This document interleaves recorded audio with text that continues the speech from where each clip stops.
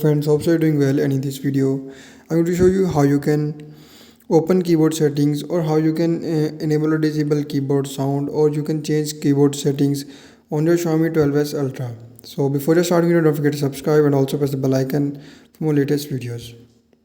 So to open keyboard settings, just tap on settings icon and just follow every single step as I'm showing you in this video on your Xiaomi 12S Ultra.